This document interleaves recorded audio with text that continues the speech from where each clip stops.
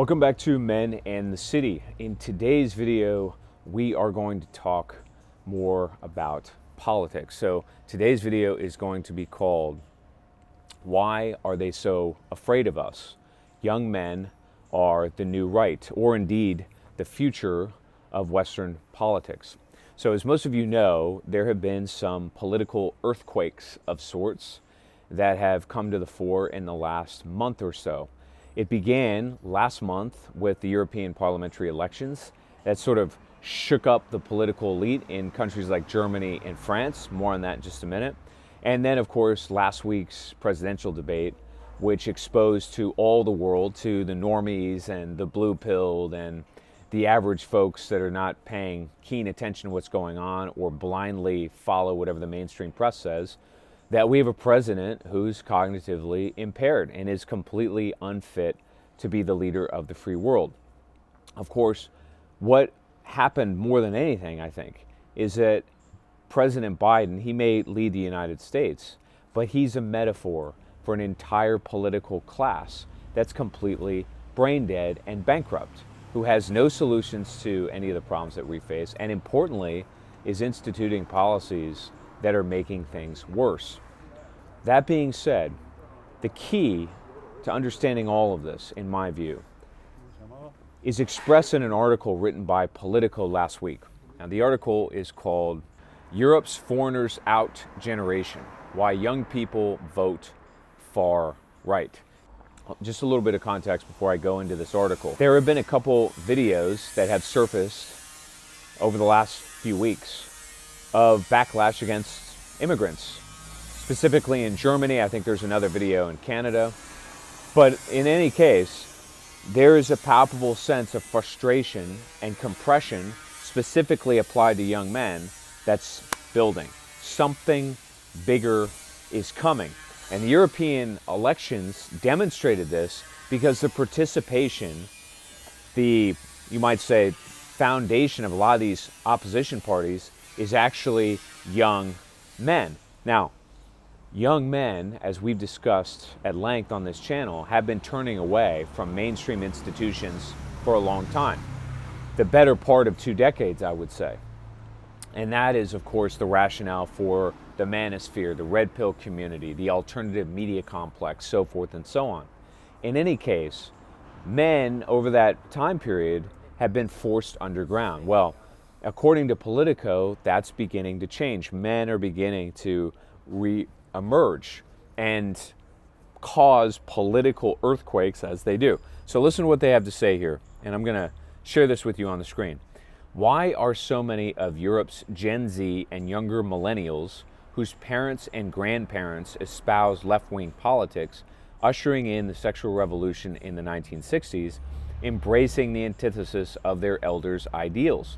And whatever happened to the stigma or shame that once surrounded overtly racist and xenophobic attitudes? Now, of course, the cyclicality of what's happening in the world today, the shift from west to east or from left to right, however you want to describe it, the end of the age of prosperity and the shift into the age of scarcity, as I've called it, we can all sense that something bigger is afoot, that we're part of an age of spectacular change.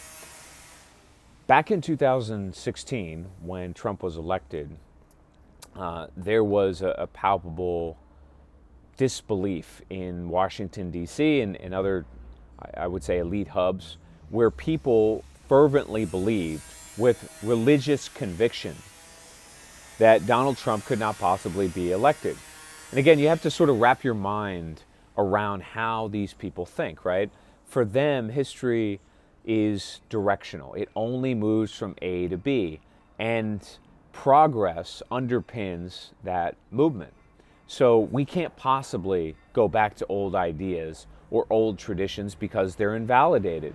It's a law of nature. That's the way these people look at it.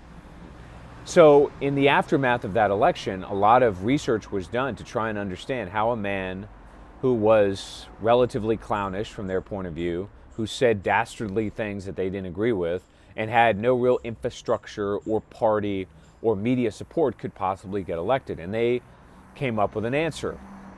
And so one of these left-wing nonprofits, a group called Data and Society, came up with this term in a white paper that I'll share below. If you guys are interested, you can read it. It was called the Alternative Influence Network. And the Alternative Influence Network, from their vantage point, and I think they were correct, was basically YouTube plus Twitter and other alternative platforms that consisted of large numbers of content creators, videographers, influencers, podcasters, etc., who were all bringing Trump's message to market. So even though the mainstream press was against him and shaded everything he said and did in a negative light, the Alternative Influence Network was an alternative world, if you will, that sourced information and propagated a narrative that was pro-Trump. So of course, State and Society's recommendation, and indeed what happened, is mass censorship, right? So that was the genesis of getting rid of Alex Jones and subsequently Nick Fuentes and a lot of these other people that commanded tremendous audiences who were pushing this sort of Trumpian message. And indeed, it spread from there. Anybody that questioned transgenderism or was skeptical of the vaccine, I mean, it went on and on and on. And that brings us to where we are today. And that is to say that even though this mass censorship has occurred, and it's even worse in Europe than it is in the United States, at least in the United States, we have a cottage industry of social media that we can go to find information. And in Europe, it's simply not as available. They have alternative platforms there, but not like they do in the United States. In any case, what these parliamentary elections demonstrated is that the censorship hasn't worked. And what's occurred in the wake of that censorship is a boomerang effect, meaning that people, young men, are moving farther and farther and farther to the right. Now, I mention all of this in part because of history. As all of you know, I think through the prism of history more often than not. And there was an excellent book that was written years ago, decades ago, called The Rise of Fascism, written by a guy named F.L. Carsten. I'll link to it below. But Carsten put together an excellent tome trying to explain the underpinnings, the genesis of a lot of these fascist movements in Europe that long predated the rise of Mussolini and Hitler and some of the rest of these folks. And what he discovered is that there was a palpable permutation that happened in young men at the university level who were decidedly discontented with the establishment government, and importantly, called attention to the dysfunction of democratic politics. Now, let me read this excerpt to you because I think you're going to find it very interesting.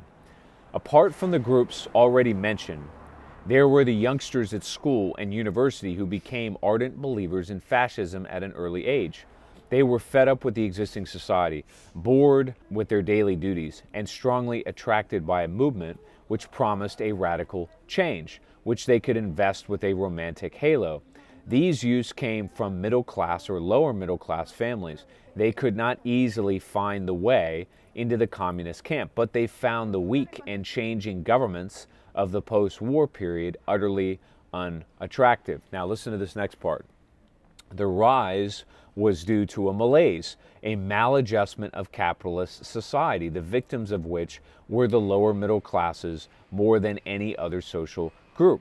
For the success of fascism, other factors too were essential. In the first place, there was the devastating economic crisis, which made millions unemployed and threatened the existence of many more millions. Now, I would argue that a similar kind of dynamic is at work today in the minds of young men in Germany, in France, in Scandinavia, in Southern Europe, and across the United States, and I think in Canada as well. And for the same reasons.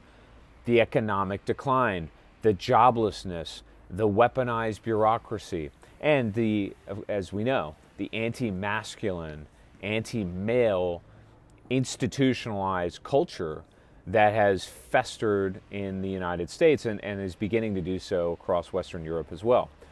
Add all of those things up, and you're beginning to see a feedback loop. And that feedback loop is cultivating resistance, but it's not in the universities anymore. It's coming from alternative media. And now it's finally beginning to shift or pivot away from, you might say, these obscure spaces, or as I call them, digital fight clubs on the internet, and into more mainstream political participation. And all of this is happening because the legacy structure, the legacy governments are falling apart. So between now and the rest of the year, you're going to see more pressure brought to bear on presidents like Macron, who are completely unable to handle it, who have no solutions for the problems that we face today.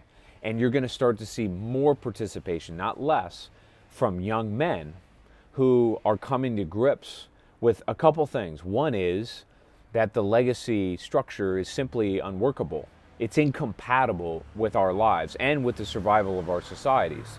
That much, I think, is increasingly well established. However, what they're also going to conclude is the tremendous power that we wield. That we, as young men, are the future of our countries. And that feminism, wokeism, and the rest of this crap ultimately are derivatives. They are derived from a fiat, bureaucracy that's falling apart. And so young men are going to gain a sense of empowerment, which, in my view, is pushing them into a more politically active and responsive mentality. That is going to shake up the world. And it is for that reason that these pressure groups, these legacy governments, the censorship campaigns, and all the rest of it are very afraid. They're very afraid because they recognize the tremendous power that's organizing slowly but surely against them. Stay tuned for more, and we'll talk soon.